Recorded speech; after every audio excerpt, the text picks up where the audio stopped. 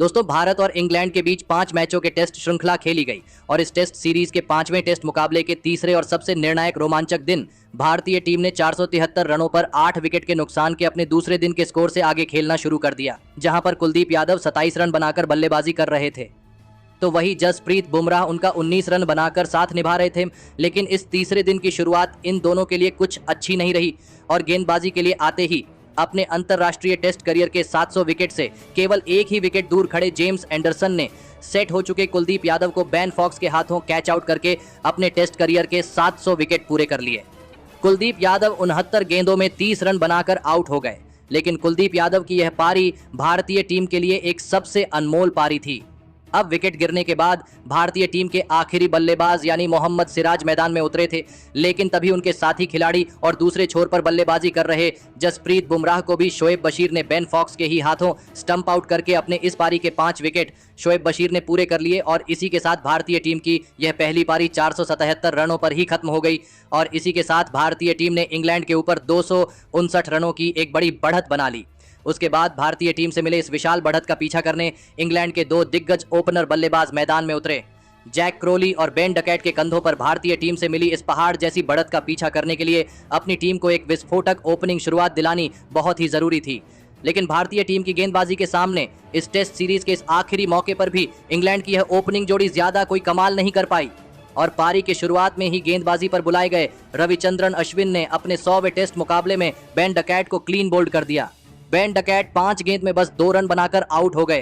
Ben Duckett के जल्दी out हो जाने के बाद अब इंग्लैंड की टीम की तरफ से ओली पॉप मैदान में उतरे, लेकिन तभी दूसरे छोर पर बल्लेबाजी कर रहे जैक क्रोली को भी रविचंद्रन अश्विन ने सरफराज खान के हाथों कैच आउट कर दिया। जैक क्रोली बिना खाता खोले ही आउट हो गए। अश्विन का यह बेहतरीन फॉर्म देखकर पूरी इंग्लैंड की टीम अब दबाव में थी। इंग्लैंड के दोनों ही ओपनर बल्लेबाज अब आउट हो चुके थे।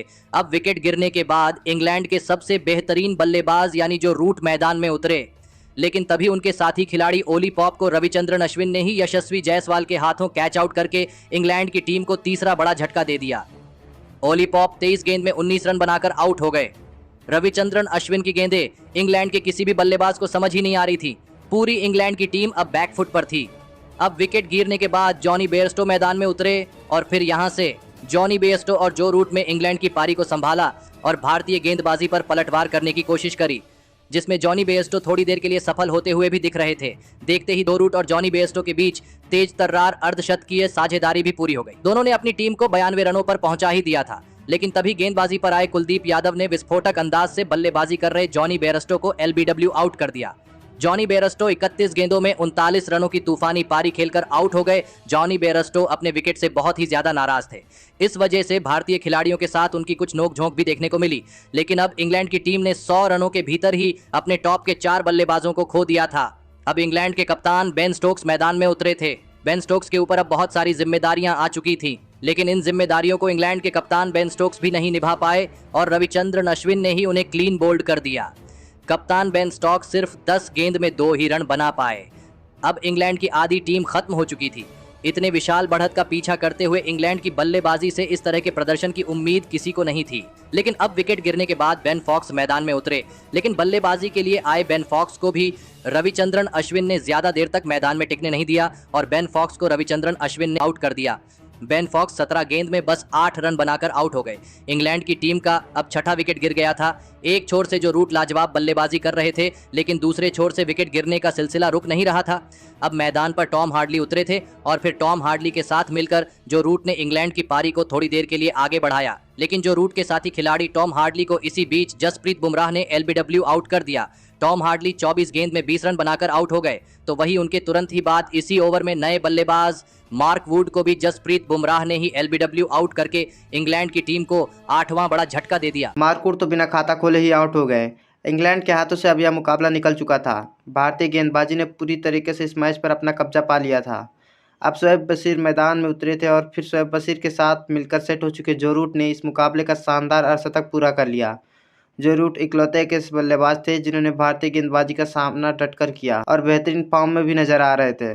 वहीं दूसरे छोर से शोएब बशीर ने भी उनका साथ बखूबी निभाया। अब शोएब बशीर और जो रूट के बीच 48 रनों की पार्टनरशिप हो चुकी थी। दोनों ही खिलाड़ी बेहतरीन बल्लेबाजी कर रहे थे, लेकिन तभी गेंदबाजी पर बुलाए गए रविंद्र जडेजा ने सेट हो चुके शोएब बशीर को ही क्लीन बोल्ड कर दिया।